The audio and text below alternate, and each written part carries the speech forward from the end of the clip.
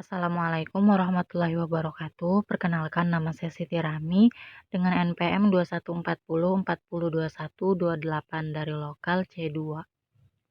Saya akan menjelaskan materi mengenai diskriminasi harga. Apa yang dimaksud dengan diskriminasi harga? Strategi diskriminasi harga adalah suatu strategi makroekonomi yang banyak sekali diterapkan oleh para produsen. Dalam strategi diskriminasi harga ini, suatu produk dijual dengan harga yang berbeda dan pada pasar yang berbeda. Jadi, pada produk yang sama, dua orang bisa saja memperoleh harga yang berbeda. Kemudian ada jenis-jenis diskriminasi harga yang terdiri atas 3 tingkat. Tingkat pertama atau sering juga disebut diskriminasi harga sempurna, umumnya terjadi saat suatu perusahaan mampu memberikan harga yang lebih tinggi yang bersedia dan juga mampu dibayar oleh setiap orang. Kemudian tingkat kedua, perusahaan akan menggunakan volume pembelian sebagai alat ukur kesediaan dalam membeli. Pihak perusahaan akan menjual dengan kuantitas yang lebih kecil dengan harga kecil dan akan menjual dengan kuantitas yang lebih banyak dengan harga yang tinggi. Kemudian tingkat ketiga, terjadi bila perusahaan mampu mengelompokkan pelanggan pada beberapa segmen dengan berdasarkan variabel geografis ataupun variabel non-volume lainnya. Lalu perusahaan pun akan membebankan harga yang lebih tinggi pada suatu kelompok pelanggan dengan membebankan harga yang lebih rendah pada kelompok lainnya. Kemudian, ada keuntungan diskriminasi harga dan ada pula kerugian diskriminasi harga. Kita akan membahas terlebih dahulu mengenai keuntungan diskriminasi harga. Yang pertama ada peningkatan pendapatan. Peningkatan pendapatan memiliki dua sisi yang berbeda. Untuk perusahaan, mereka masih tetap bisa bertahan walaupun memang tidak bisa memperoleh keuntungan yang besar. Namun untuk perusahaan yang lainnya, strategi ini bisa saja menimbulkan kerugian. Yang kedua ada peningkatan layanan konsumen. Bila strategi diskriminasi harga mampu memberikan peningkatan yang signifikan pada pendapatan perusahaan, maka mereka juga bisa meningkatkan layanan pada konsumen. Caranya adalah dengan menggunakan hasil dari strategi ini agar bisa memenuhi kepenuhan konsumen. Kemudian yang ketiga ada memberikan keuntungan pada konsumen. Selain mampu memberikan keuntungan pada produsen, diskriminasi juga mampu memberikan keuntungan bagi konsumen.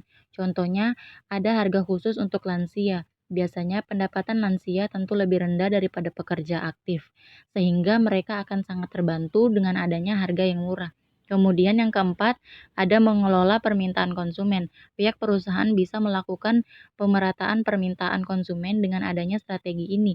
Contohnya adalah dengan cara memberikan harga murah untuk tiket transportasi di pagi hari, sehingga secara tidak langsung akan mendorong pihak konsumen untuk melakukan perjalanan di pagi hari agar bisa memperoleh harga yang lebih murah.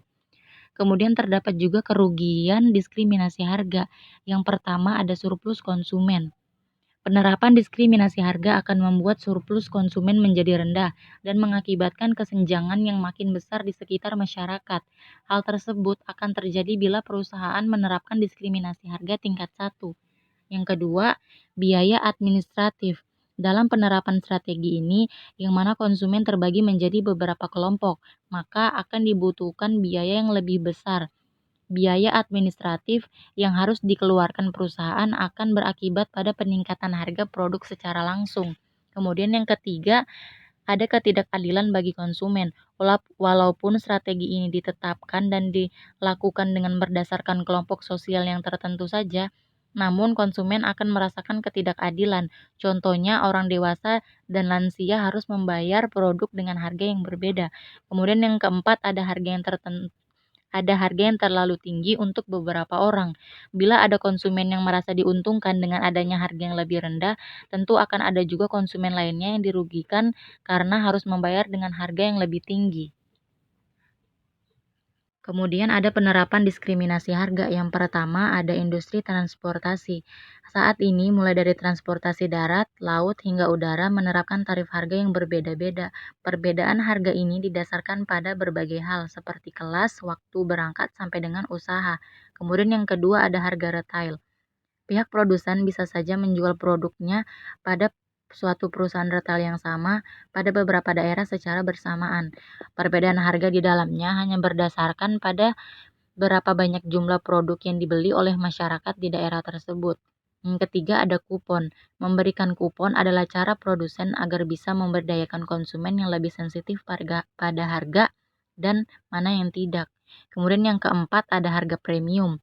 Harga premium yang diterapkan pada suatu produk artinya produsen mengeluarkan biaya marginal yang lebih tinggi untuk produk tersebut daripada produk lainnya. Penerapan harga seperti ini akan memberikan keuntungan secara tidak langsung kepada produsen, yakni konsumen yang bersedia membeli produk premium dan rela mengeluarkan uang yang lebih banyak.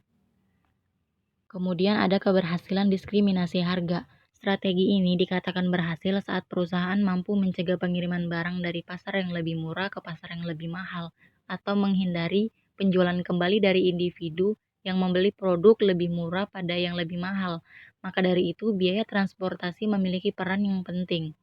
Kemudian tingginya biaya transportasi akan mengurangi keuntungan yang didapatkan dari penjualan kembali berbagai barang yang mendukung keberhasilan diskriminasi harga.